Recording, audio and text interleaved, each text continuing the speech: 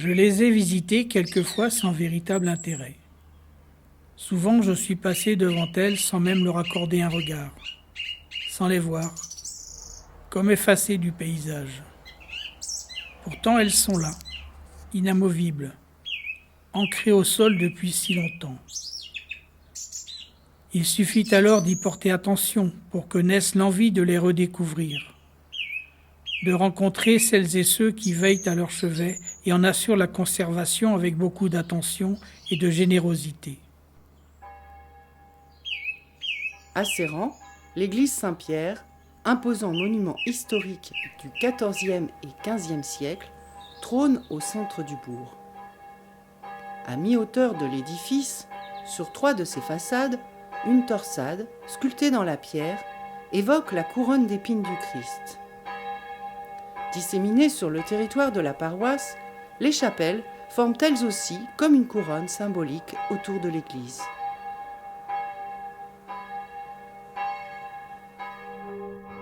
À l'intérieur de l'édifice, elles sont évoquées sur les vitraux et rassemblées sur le tympan qui surplombe le portail sud de l'église.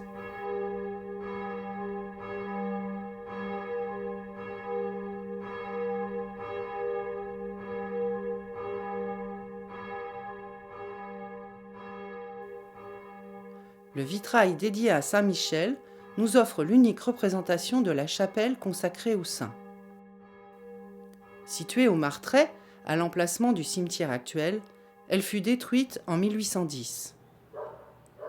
Le soubassement de la croix est le seul vestige de l'ancien autel de la chapelle Saint-Michel.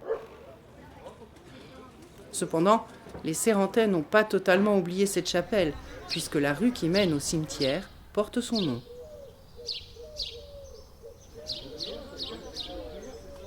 Un œil averti découvrira en s'y promenant une statuette du saint nichée dans la façade de l'une des maisons.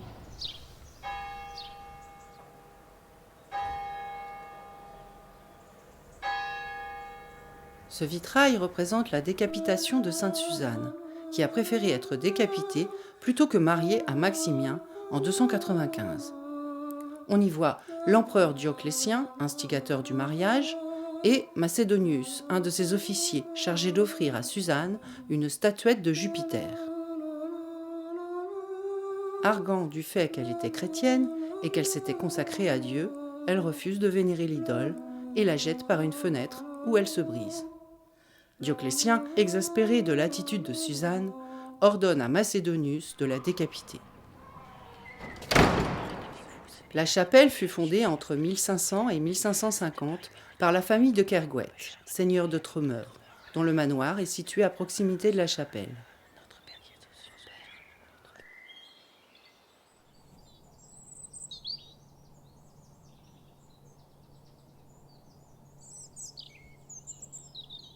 Cette chapelle ressemblait à une église en fait. Hein. Oui, oui, tout à fait.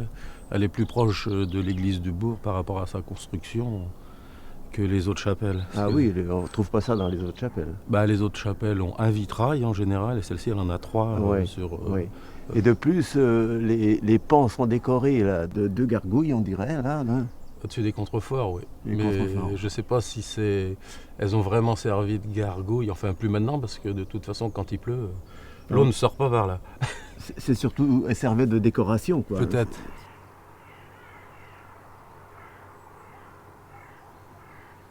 Au niveau de la maçonnerie, donc la partie basse jusqu'à la croix en fer qui sert à retenir les murs est en granit. Et alors qu'en haut, vous voyez, vous avez une rangée de schiste, une rangée de granit, une rangée de schiste, une rangée de granit dans la maçonnerie. C'est vrai que c'est assez particulier ça. On n'a pas vu C'est mélange de pierres du pays, quoi. Oui.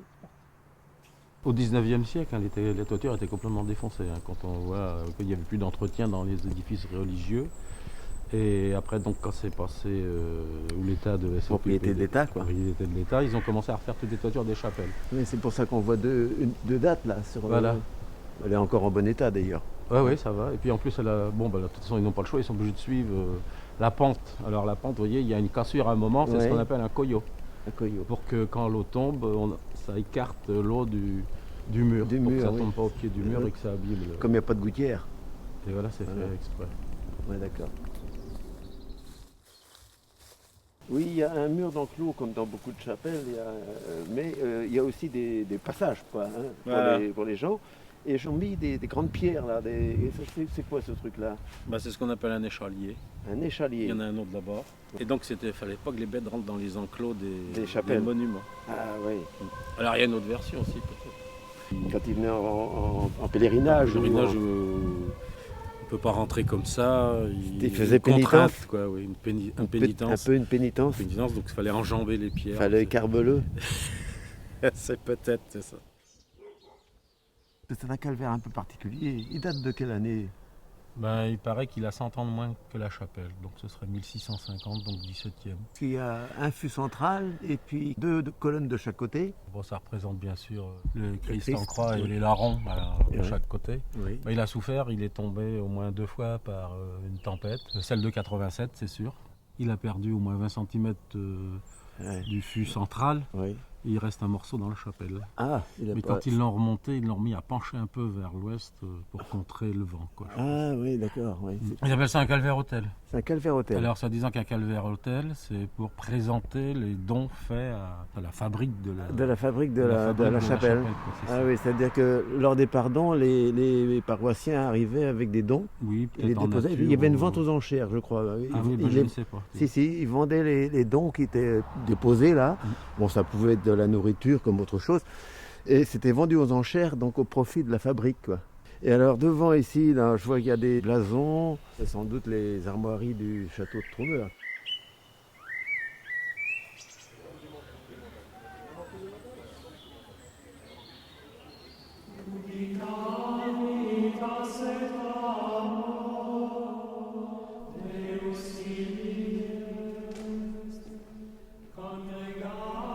Il y a aussi dans cette chapelle 5 principales statues. Oui, en bois polychrome, mais c'est les statues d'origine, mais elles ont déjà toutes été restaurées.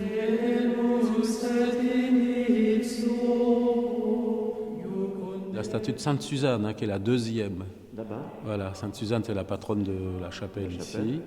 Après, vous avez en premier sur le côté gauche Sant'Esanna. Avec la Vierge et l'enfant Voilà. Jésus. Voilà. Ah, d'accord. Donc la grand-mère de Oui. Jésus, c'est Sainte Anne. Voilà. Donc celle-là, elle a une particularité très intéressante pour le pays parce qu'on ne parle pas le breton ici maintenant depuis des lustres. Alors peut-être que vu la toponymie de la commune, on a quand même parlé breton et celle-ci est toujours écrite en breton, En breton. Sant'Esanna. Ah, ouais. Et la dernière sur la droite, c'est Sainte Marguerite qui sort du dragon. Alors pourquoi il y a un dragon avec Sainte Marguerite? Le dragon représente plutôt un culte, on va dire païen, donc peut-être druidique ou Oui. autre. Ah oui. Et Sainte Marguerite, Le culte chrétien, quoi. chrétien et qui sort victorieuse du- du dragon. Donc ça veut dire que il faut ne plus adopter les cultes anciens et Voilà. prendre le culte D'accord. en vigueur. En 1837, masquées sous un enduit de plâtre, des peintures murales du XVIe siècle furent découvertes par le recteur de Séran, l'abbé Marot. 8 scènes sont représentées entre 2 colonnettes à chapiteaux simples qui supportent un arc en accolade orné de choux gothiques. Le coup de crayon est précis. Les personnages et leurs costumes rendus avec beaucoup de détails. Hommes en armure, végétaux ou architecture. Le sujet de leur iconographie conserve encore tout son mystère. On se plaît à imaginer des scènes de pèlerinage ou de croisade, voire de la vie de Sainte Suzanne.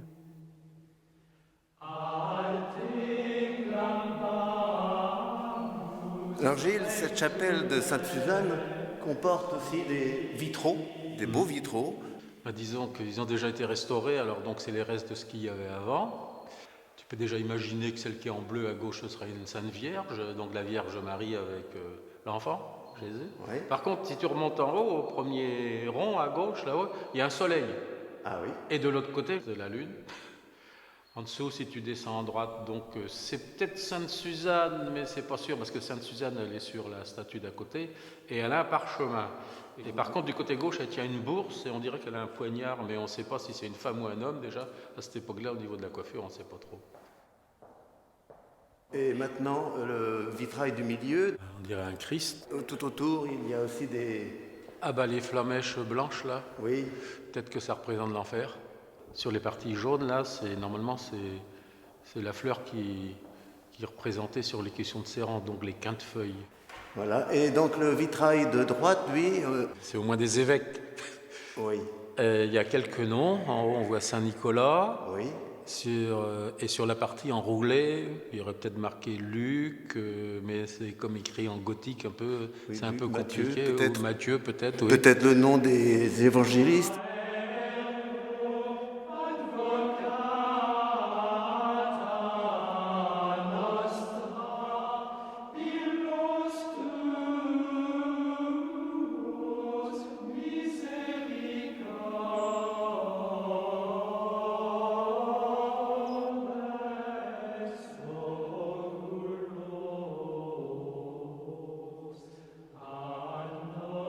C'est sous le règne de l'empereur romain Marc Aurèle, vers l'an 180, que vit Symphorien, le fils d'une noble famille chrétienne. Lors de la procession d'une statue en hommage à la grande déesse païenne Cybèle, Symphorien se moque du cortège et refuse de rendre hommage à la divinité. Il est alors arrêté, flagellé et jeté dans un cachot. Convoqué devant le juge qui l'exhorte à reconnaître l'idole, il persiste dans son refus. Le juge le condamne à être mis à mort par le glaive. Entraîné en dehors des remparts de la ville, il est décapité sous le regard horrifié de sa mère. Du haut des remparts, celle-ci, qui assiste au supplice de son fils, l'exhorte par ces mots. « Courage, mon fils, courage, la mort nous conduit à la vie. » Et à Couébou, on a cette chapelle qui est dédiée à Saint Symphorien. Une chapelle qui est déjà pas toute jeune puisqu'elle daterait de 1500 à 1550, donc début du XVIe siècle. Alors ce qui est remarquable, c'est ce fameux clocheton très travaillé, avec des petites croix au-dessus, il y en a 3 ou 4 même, et à droite, on ne sait pas pourquoi d'ailleurs, il y a aussi une boule qui remplace une croix. Auparavant, ici, il n'y avait pas de trottoir. Et les travaux ont été faits, je pense que c'était en 2014. Tous les gens de la frérie se sont rassemblés et ils ont effectué ces travaux de trottoir. Pourquoi ? Parce que il n'y a pas de gouttière aux chapelles, ça se voit. Hein. Ici, dans aucune chapelle n'a de gouttière. Alors l'eau descendait et ça rentrait sous les murs et ça dégradait le mur extérieur, mais aussi l'intérieur. Donc les gens du secteur, du quartier, la frérie, quoi, puisque c'est une frérie, sont venus et ils ont fait ces travaux bénévolement. C'est ainsi qu'on conserve le patrimoine.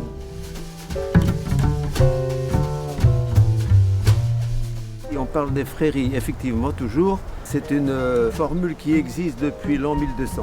Ces fréries, ce sont des organisations de travail, de gens qui habitent dans le même quartier, dans le même secteur. Donc ils se regroupaient pour travailler ensemble. Et aussi, donc on subdivisait la paroisse, qui était une grande paroisse, Serran c'était une grande paroisse, donc ça faisait plusieurs chapelles parce que chaque frérie avait sa chapelle et son pardon bien sûr, et même sa bannière, etc. Et il y avait même, puisque c'était avant la Révolution, et il y avait même un représentant de chaque frérie dans la fabrique, qui était à ce moment-là le conseil municipal. Depuis la Révolution, les fréries ont perdu de leur valeur, je dirais, administrative, mais elles ont gardé l'esprit. Et beaucoup de gens qui vivent encore autour de ces chapelles se retrouvent assez régulièrement, déjà une fois au moins par an pour une messe à l'intention de leurs défunts, et puis aussi pour organiser des fêtes, dans le but de ramasser un peu d'argent pour entretenir les chapelles, qui sont quand même une partie du patrimoine. Eh bien, la fouée de Saint-Jean est organisée à tour de rôle dans chacune des chapelles. Et un repas rassemble toute la communauté et cet argent sert donc à l'entretien des chapelles.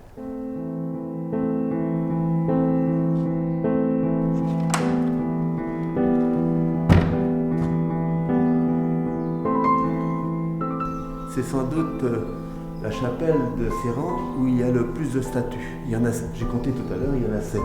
Bon, elles ne sont pas toutes remarquables, certaines sont en plâtre. Mais par contre, ici on a la Vierge et l'Enfant, là, qui est classée et qui est du XVIIe siècle.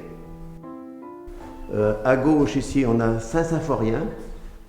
et qui est classée aussi du 16e, celle-là.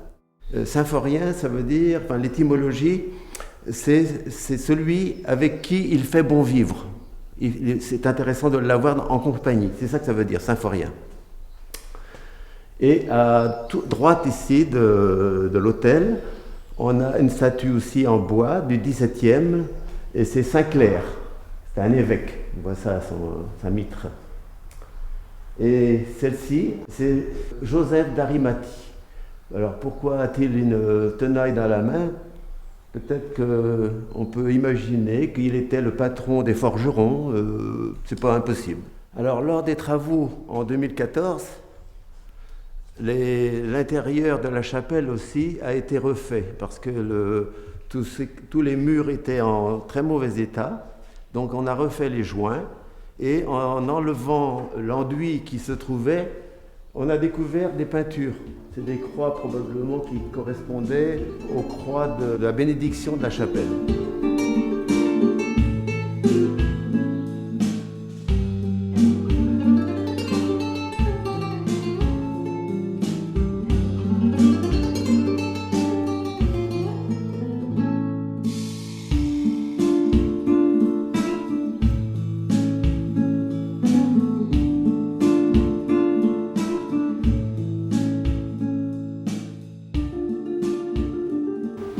Le fait que l'art et des chapelles font un joli ensemble, et je trouve en effet que à travers des expositions, il y a peut-être une population qui ne viendra pas dans une chapelle, et peut-être on attire un petit peu.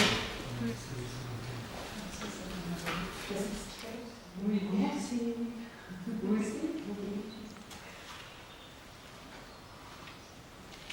Le concept, je le connais depuis un moment et j'ai déjà exposé un peu à droite à gauche dans d'autres chapelles. Et voilà, moi ça me fait plaisir, j'aime beaucoup. J'aime aussi beaucoup le calme qui est là.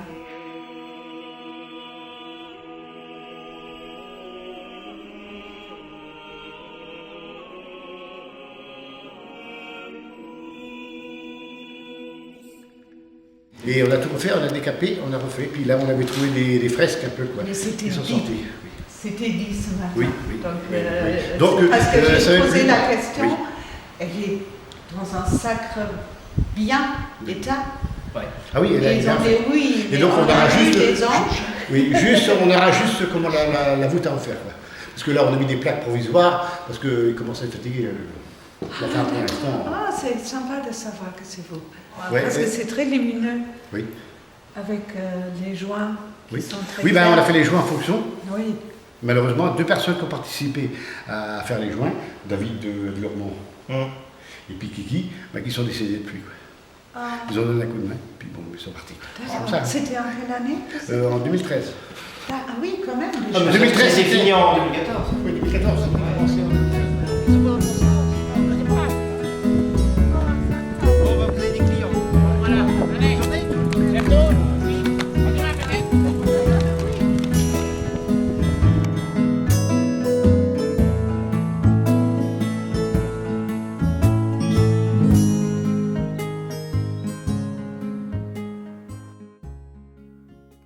Pour 2 des chapelles de Serran, aucun vitrail n'est entièrement consacré à leur saint. Saint-Barnabé et Saint-Jacques sont toutefois représentés en bas du vitrail consacré à la Vierge à l'Enfant.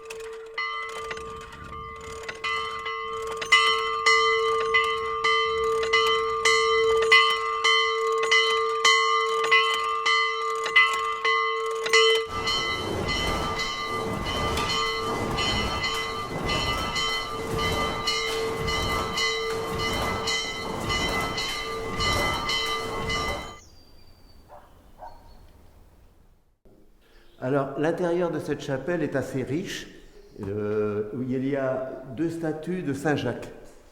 Alors, une à droite est tout à fait en haut, sur son chapeau, il y a la coquille.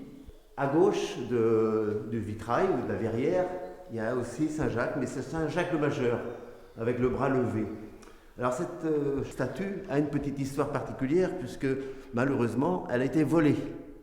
Elle a été volée il y a quelques années, elle a disparu, et les recherches ont été effectuées, et on l'a retrouvée, un peu par hasard je crois, du côté de la Belgique. Alors cette poutre qui traverse la chapelle, on appelle ça un entrée, et à chaque extrémité, elle a été, disons, sculptée. Et ce qu'on voit là, les sculptures, ça s'appelle des engoulants. Au-dessus de la poutre, c'est un Christ qui date aussi du XVIe siècle. Il est en bois polychrome, donc c'est quand même quelque chose d'important. On a une association, on est 13 membres. On est obligé d'avoir les accords de la mairie pour réaliser les travaux. Et ensuite, c'est tous les gens du quartier qui sont venus donner un coup de main à démonter le mur. On était une dizaine à peu près.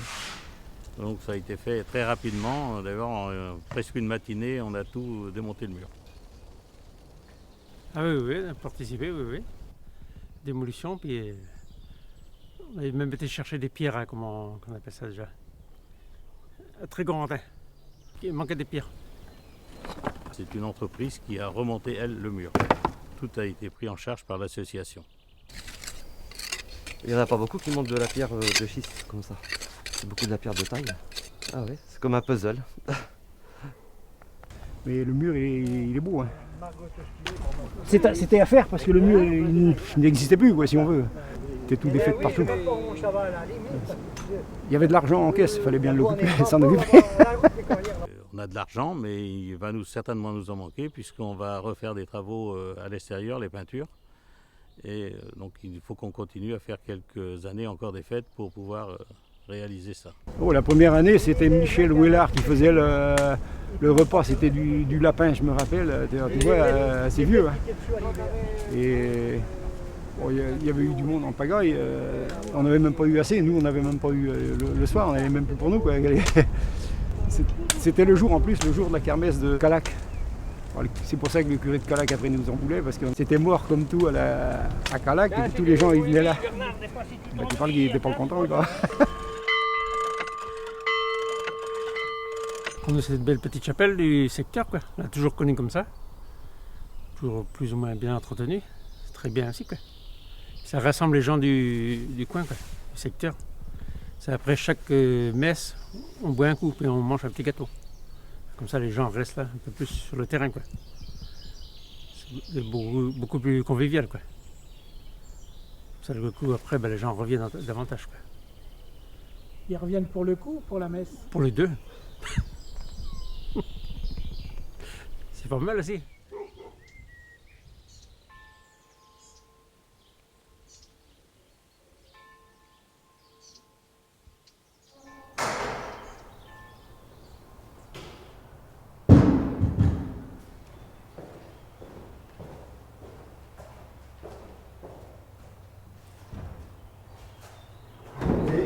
On peut remarquer trois éléments importants, notamment la statue de Saint-Louis, ici à droite, qui date en bois polychrome, elle date du XVIIIe siècle. En fond, derrière l'autel, vous voyez aussi un tableau, et ce tableau représente la vie de Saint Barnabé. Il est du XVIIe siècle. Et il y a encore des messes qui se font ici? Oui, il y a encore une messe chaque année qui est dite dans cette chapelle lors de la Saint-Barnabé. C'est-à-dire Saint-Barnabé est fêté le 11 juin, donc aux alentours du 11 juin, il y a une messe. Très souvent, il y a un if auprès des chapelles. À Séran, ça se vérifie. Auprès de la chapelle Saint-Sébastien au Haye, auprès de la chapelle Notre-Dame de Toute-Aide à Bréélin et à Tréviers, la chapelle Sainte-Suzanne. Ces ifs, ceux qui les ont plantés il y a longtemps qu'ils n'ont plus mal aux dents, on peut dire que c'est un arbre qui a une longévité exceptionnelle. Et c'est pour ça qu'on l'appelle l'arbre funéraire. Il a un symbole, il a symbole de longévité, donc bien sûr, mais aussi d'éternité. C'est pour ça qu'on le trouve dans nos cimetières et auprès des églises et des chapelles. Sachant que autour des églises et des chapelles, autrefois, il y avait un cimetière. Et si ici à Saint-Bernabé, il n'y en a pas, ça voudrait dire qu'il n'y a pas eu de cimetière autour de cette chapelle.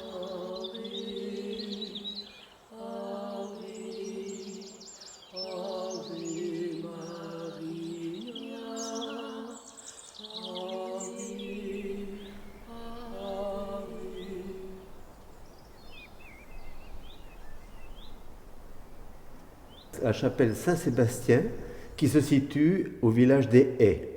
Cette chapelle, c'était la chapelle des seigneurs des Haies. Elle est du XVIIe siècle. C'est la seule dans la commune de Serran qui est composée de 2 vaisseaux. Un premier vaisseau est-ouest et un deuxième vaisseau nord-sud. Dans cette chapelle, plusieurs statues en bois polychrome sont remarquables.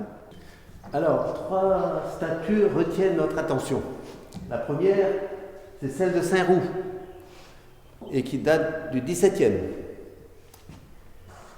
Tout à fait à droite, il y a la statue de Saint-Fiacre. Et cette statue est datée du XVIe siècle. Et tout en haut, au-dessus de l'autel, c'est la statue de Saint-Sébastien. Pareil, en bois polychrome, et elle est datée du XVIIIe siècle. Alors on peut remarquer effectivement qu'il avait été tué par une flèche qui lui a transpercé le corps. C'est exactement ce qu'on voit sur le vitrail qui est dans l'église de Serran.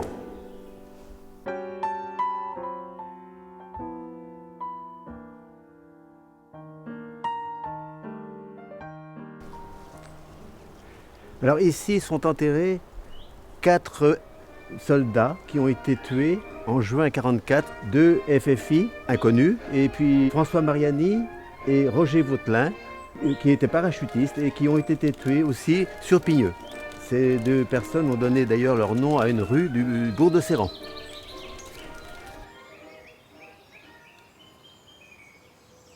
Ce bâtiment-là, c'était une école. Ah oui, ça peut paraître bizarre, une école en pleine campagne.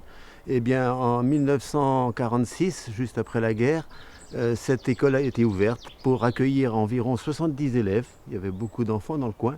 C'était le papy boom. Oui, on arrivait par le long, là, vous voyez arriver. Avant ici.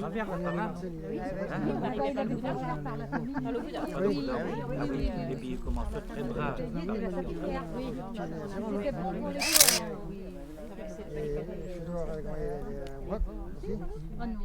Ici, il y avait la cuisine des bonnes sœurs. Et derrière, il y avait leur cantine, leur salle à manger, les chambres là-haut. Et puis donc ici, là, c'était là le corridor par où nous on mangeait, quoi. Et c'est là qu'il y avait l'escalier qui montait aussi. Et nous, quand on mangeait au fond du couloir. Et donc ça, c'était la porte de la grande classe, avec la grande classe où on était là. Et puis ici, l'autre côté, donc il y avait la porte de la cour des filles où on était dans la petite classe, quoi, les premières années où on démarrait. Voilà. Ça n'a pas changé beaucoup. Hein. Oh, ben, on a passé 7 ans, là, quoi, 7 ans à vagabonder là-dedans, puis pas mal de mouvementé, quoi, pas mal. Hein. On était dans les plus anciens là-dedans, là, on faisait un peu nos chefs, quoi. Ah oui, ça a été. Ben, j'ai vu la construction, moi j'étais venu. On venait souvent ramasser des crochets quand les couvreurs étaient sur le toit, là, tu sais. Ah oui. Ils tombaient tout le temps des crochets, on passait par là, on en ramassait. Mais on en ramassait dans leur boîte aussi, les couvreurs. C'est les gars du groupe, c'est Mingui qui faisait ça. On faisait des chaînes avec, on les accrochait, puis on les serrait. Et ils s'étaient aperçus, les maçons qui nous avaient dénoncé les chouettes. Moi et puis j'ai de Roger, les Gabi. Alors, réprimande, tout va bien, quoi. Puis après, bon, on est rentré à l'école là, quand ça commençait, quoi, le jour de... Quelle époque c'était au mois de septembre, sans doute, à la reprise. Oui. Des écoles. On a fait 7 ans. Moi, j'ai dû venir à l'école à 7 ans, mais j'étais sur Saint-Marcel, je n'étais pas sur Serran. Ce qui veut dire que l'école était... Eh ben, nous, on était plus prêts à venir ici. Hein. Bélion. Oui, c'était Bélion. On doit avoir des filles de Bélion. Oui, c'était Bélion. Je suis chevalier de Bélion. Je suis rentré en 64 à l'école. 4, 65. Ah, je suis dernier, puis j'ai mal à fermer en 70 l'école, je crois. C'est ça. Elle est fermée. Donc j'ai passé 3 ans ici. 3 ans. Et qui est-ce qui te faisait l'école la dernière année là? Oh, je sais plus, justement on est en train de parler tout à l'heure. Une dame qui est toujours au Roc là, qui me faisait l'école. Madame Thomas. C'est Madame Thomas peut-être. Ah, Jean Thomas. C'est ça, oui. Et c'était plus des religieuses à l'époque? Ah non, il n'y avait plus. Mais elle n'a pas été longtemps. C'est Non. vrai, peut-être. Faire l'école. C'était bien. Ouais.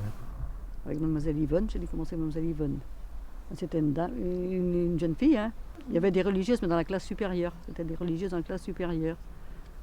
Parce que même elles avaient leur chambre, les religieuses.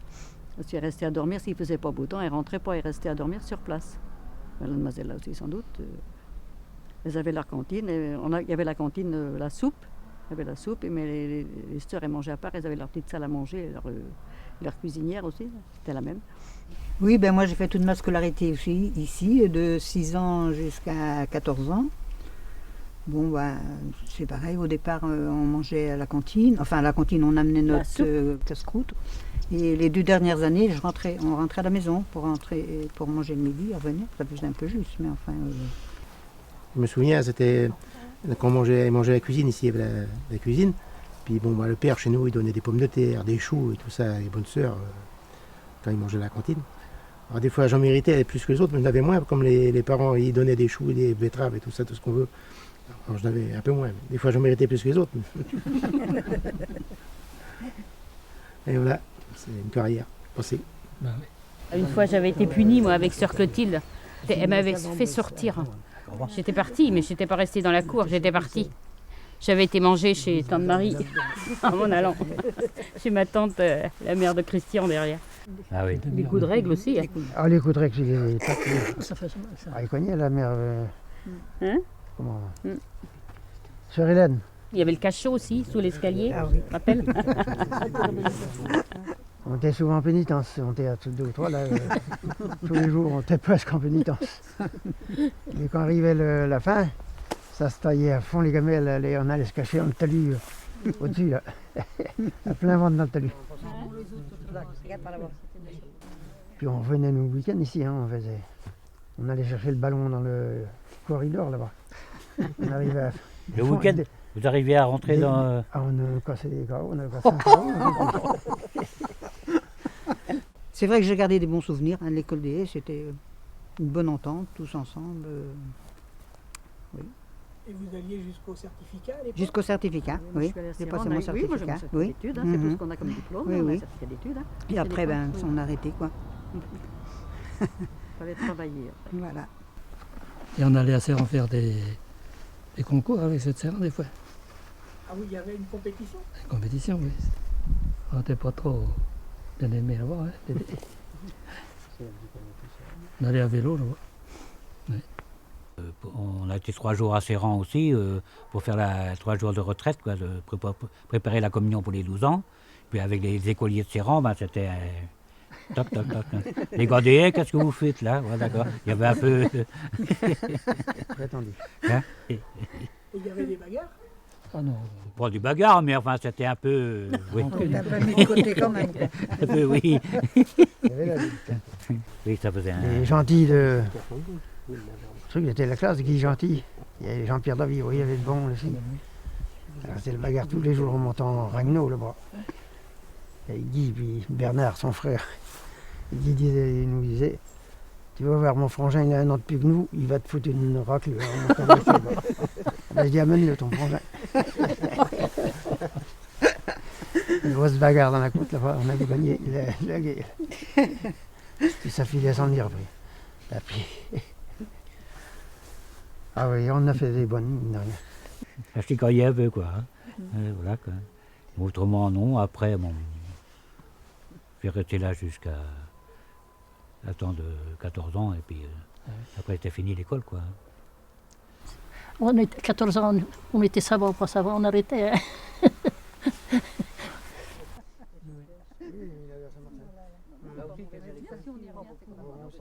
Mais il y avait les kermesses tous les ans ici, tant qu'il y a eu l'école. Même après, il y en a eu aussi, il y en a eu. Jean Maillard, quand il est arrivé, là, il a continué à faire plusieurs Oui. années. Là, Oh oui. Oui, oui. Ah oui, on a fait.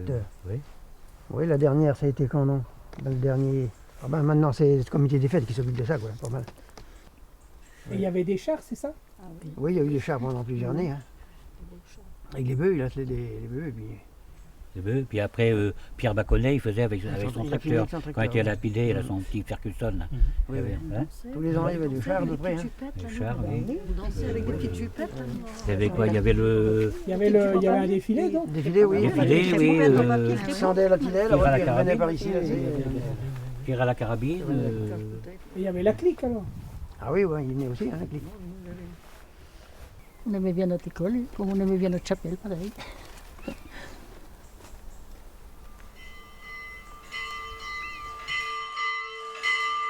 Je me souviens qu'il y avait une messe une fois par semaine. On m'a dit que c'est toi qui sonnais les cloches. Oh ben, j'ai appris moi, comme ça, quoi. Le père, il faisait déjà ça un petit peu, quoi. Il était menuisier, il habitait au-dessus. Là. Quand il y avait des glas, il fallait encore sonner la cloche. C'est 3 coups pour une femme et puis 4 coups pour un homme, mais il y a 4 pauses, si vous voulez. 4 coups, 4 pauses.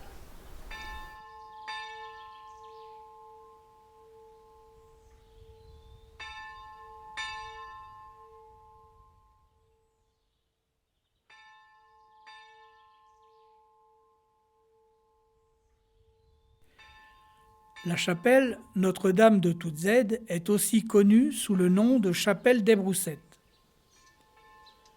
Aucun hameau alentour ne porte ce nom.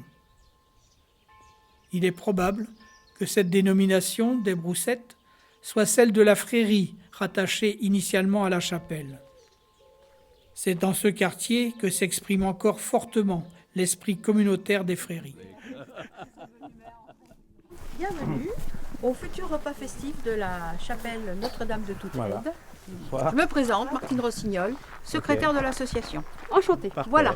Nathalie, Dominique, Et nous- Laurine et Léa. Voilà, des personnes nouvellement installées dans le... On est voisins chez Bernard. Oui.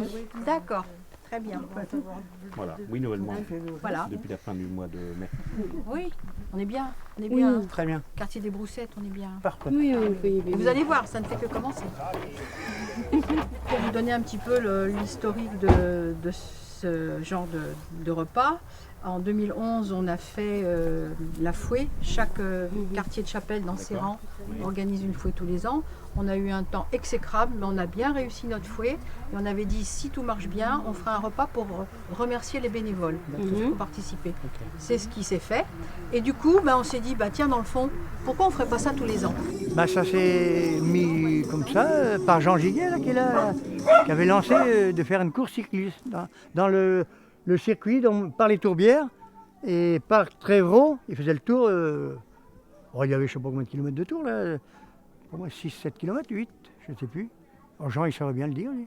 C'est Roger Gatinel qui était à l'époque maire de Séran et ancien président du comité des fêtes qui m'en avait parlé parce qu'il m'avait dit aux Broussettes, je crois qu'ils sont intéressés par faire une course cycliste.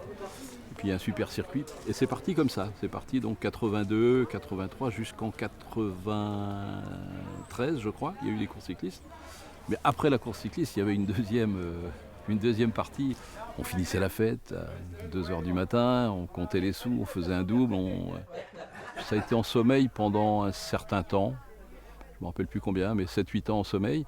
Et c'est Marcel Duval qui avait relancé l'affaire. On avait fait les statuts et il était devenu président. Je crois que c'est 2003-2004 par là. 7-8 ans en sommeil, c'est ça, 2003-2004. On est reparti.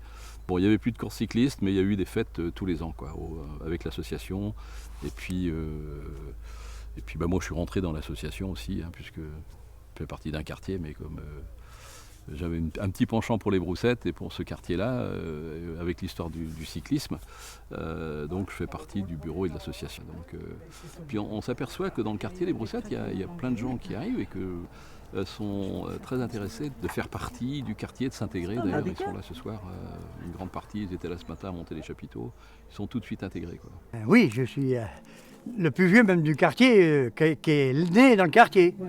Et donc, qu'est-ce qui se passait dans cette chapelle dans le temps? Il y avait des messes? Il y avait des messes, on avait une messe tous les 15 jours ici. Tous les 15 jours, parce que c'était Séran qui venait, les vicaires. Il faisait ici et la chapelle de Kouébou. Un dimanche ici, puis le dimanche après, Kouébou. Il y avait Saint-Guillaume tout de l'autre côté là-bas. Ils assistaient à nos messes dans le temps. Ils venaient tous les 15 jours, ils venaient à nos messes ici. Et il y avait un bedeau ou quelqu'un qui sonnait les cloches? Ah ben, dans le temps, il y avait même le Père Antoine qui sonnait les cloches le matin. Et moi, j'étais le petit vicaire aussi, le petit choriste. Ah, quand j'étais jeune, là, on faisait une espèce de kermesse à l'époque. Il y avait la messe du matin, puis après, il y avait la fête toute la journée, il y avait le repas le midi. Et on faisait des défilés tout le tour du quartier, là. C'était les gens qui partaient à pied en promenant la statue, quand on faisait le tour avec la statue. Ben, on allait chercher des sapins qu'on plantait comme ça, et puis on mettait des guirlandes tout le tour du parcours. Comme autrefois, moi j'avais mon père là, qui allait à la messe à Serran, comme disait la mère. Oh, c'est pour boire le muscadet que tu vas à la messe. Il allait faire son tour, il trouvait les copains aussi. Après la messe, on trouve les copains, ça c'est comme partout ça. Mais c'était comme des gens assez pieux quand même autrefois. C'était beaucoup, la chapelle, ça comptait de 100%, c'était à cœur ça. Mais maintenant la jeunesse s'en moque, c'est bien comment que c'est. Quand il y a une messe, on ne voit pas de jeunes du quartier, c'est tous des personnes âgées qui viennent. Ça se comprend, parce que maintenant, les messes... Moi je vais encore à la messe le dimanche, maintenant oui. Par un temps j'allais pas beaucoup, mais maintenant je chasse plus ni rien, mais je vais à la messe le dimanche matin, ça me passe mon temps. Question de foi, si on croit ou on ne croit pas. Hein. C'est peut-être une bêtise de croire à quelque chose, parce qu'on est mort, on est foutu. C'est pas ça? Bon, on verra la suite, hein. Un jour. Bon, quand on partira. Parce que ceux qui s'en vont ne reviennent pas du jour. J'ai eu l'occasion là pas mal de rencontrer les voisins immédiats. Donc en fait, moi je suis en cours de reprise d'une ferme, là, donc la ferme de Trévaux. Avec un collègue associé, on est deux à s'installer. Et, voilà. Et donc on a déjà eu l'occasion de rencontrer tous nos voisins, déjà pour des tractations agricoles, des rencontres autour de l'agriculture, du fait qu'on soit voisins. Et voilà. Puis on a commencé à faire le tour, nous ramener un petit peu du quartier. Ouais. Et donc c'est vraiment la première fête à laquelle vous allez assister dans le quartier? Pour moi, oui. Et puis Benjamin... Moi j'ai fait la fouée, j'étais là déjà. C'était populaire et attractif, ça donnait envie, en tout cas ça donnait à voir un peu du dynamisme de la commune et du quartier. Et, non, ça donnait envie plutôt. Ça donnait envie de continuer, et ça donnait envie de venir dans le coin. Ouais. Oui, c'est chouette qu'un quartier monte une association et s'organise pour se voir et faire des événements. C'est plutôt un bon indicateur d'entraide et d'interconnaissance entre les habitants.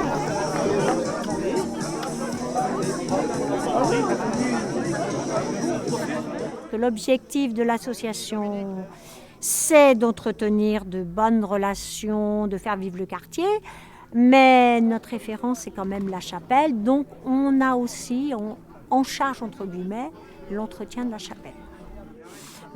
L'assainissement autour de la chapelle, là on l'a fait en collaboration avec la municipalité.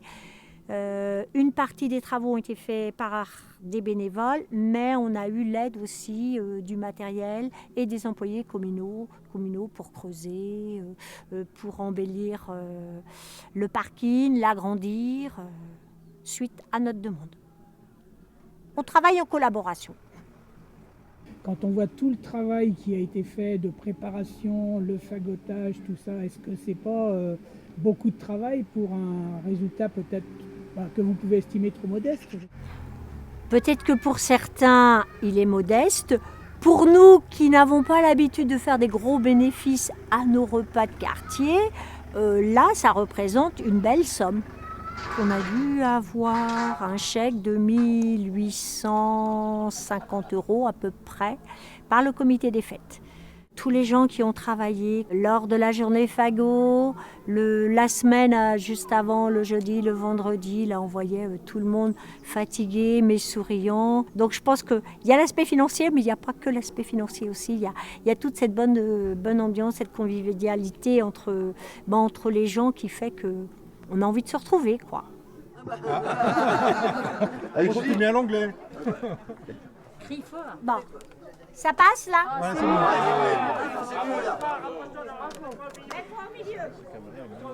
Oui. Cordez pas. Là. Voilà. Alors tout d'abord, je m'excuse pour le timing que nous n'avons pas forcément respecté. Mais il fait beau, c'est agréable de profiter des derniers soleils. J'espère que vous ne nous en voudrez pas trop.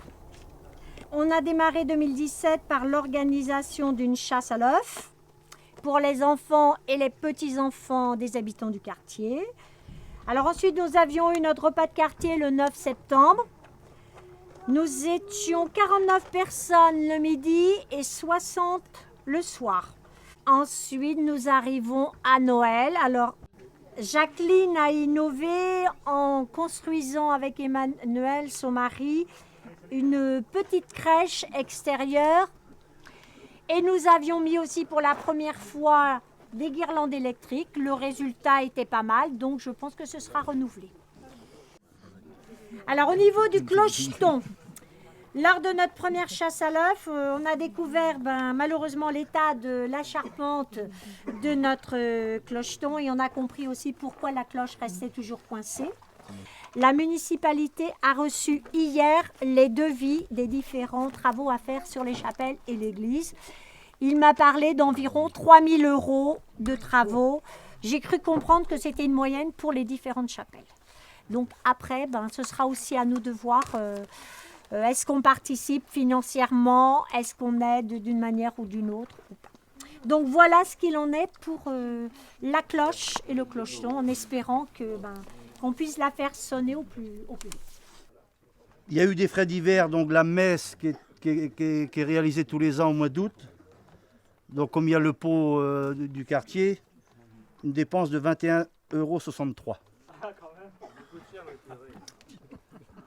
Ah non, ça c'est le vin après la messe. Ah, c'est le vin de messe. C'est pas le vin de messe. C'est pas le vin de messe. Ah, c'est pas le vin de messe.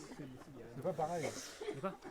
Donc le bilan financier total, dépenses totales, 1 413 € pour une recette de 1 766. Donc on fait un bénéfice de 353 €. Je termine par un grand merci à vous tous, habitants du quartier, bénévoles. À chaque fois qu'on organise quelque chose, vous répondez présent d'une manière ou d'une autre. C'est clos. Je déclare l'Assemblée générale close. Voilà. Les fêtes organisées autour de nos chapelles favorisent à n'en pas douter les rencontres entre nouveaux et anciens habitants des quartiers. Ils s'y rencontrent, des liens se nouent, des amitiés naissent. Si une lassitude se fait parfois sentir pour assurer leur maintien, je souhaite que ces fêtes se perpétuent. Organiser la chasse à l'œuf 2019.